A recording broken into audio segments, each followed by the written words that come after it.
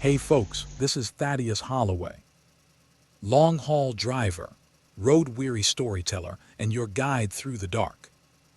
Another night, another stretch of highway behind me, and another tale to tell. Welcome back to Dark Haunted Tales. So kick back, turn down the lights, and let's see if you keep your eyes on the road or on the shadows beside it. It all began in 2007. Mike was in his mid-20s, working as part of a remote area response team for the provincial government.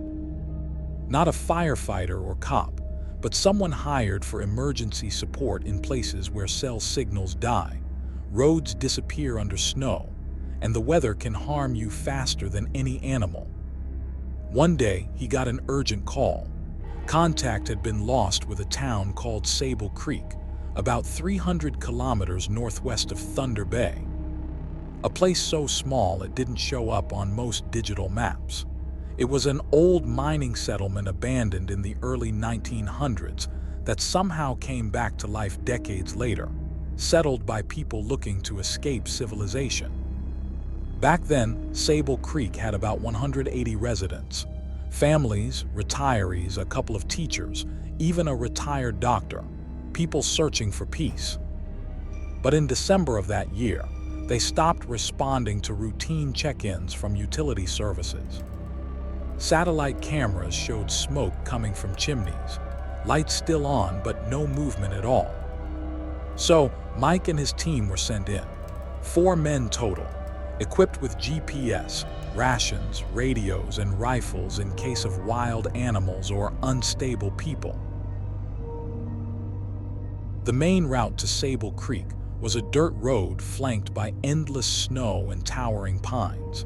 The path ended abruptly at a half-collapsed bridge over the Kaministiquia River. They crossed carefully, knowing if anything went wrong, no one would find them quickly. When they arrived in town, everything was eerily quiet. No barking dogs, no kids running around, not even birds. The air smelled damp like rotting wood. Some houses had lights on, others were pitch black. But all of them had one thing in common. The doors were open, not broken into, just open. They entered the first house they saw. Small kitchen, food still warm on the table, 2 teacups half full. In the living room, a TV was on, tuned to a fishing channel, muted. Outside, a stroller knocked over on its side, the baby blanket still inside. Mike said his blood ran cold, like everyone just disappeared, right in the middle of their lives. They walked through the entire town. No bodies, no signs of violence, just absence. Houses intact, beds made, books left open, even a wall clock frozen at 2:17 a.m. The only building that wasn't open was the old municipal storage shed, a stone structure with tiny windows and a rusted lock. They used tools to break in. Inside, there was only one thing, a wooden desk with a notebook lying open. Inside it, a single entry written in shaky handwriting. I heard it again. This time it came for them. And below that, scribbled in a rush, if you come looking for us, close the door. Don't look back. Mike said he felt something behind him the moment he read that, like breath on the back of his neck. He turned around, nothing was there. But from that moment on, he knew he didn't want to stay there a second longer. They left the town as fast as they could, but something strange happened on the way out. The GPS stopped working. So did the physical map. They couldn't find the bridge they came in on.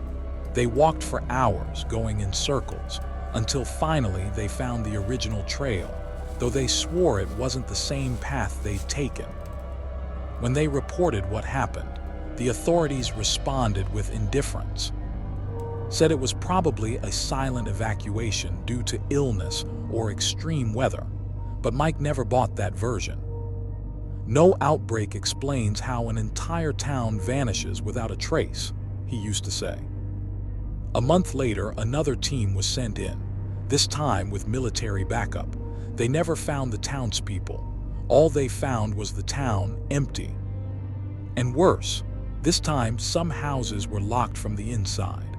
Some doors had fresh scratch marks, and on one wall written in red, "There are no more days left."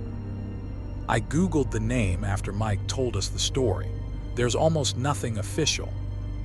A few vague mentions. Some paranormal blogs refer to it as one of many ghost towns in northern Canada. Others link it to local legends, ancient forest spirits, guardian entities, even secret government experiments. But here's what's creepiest.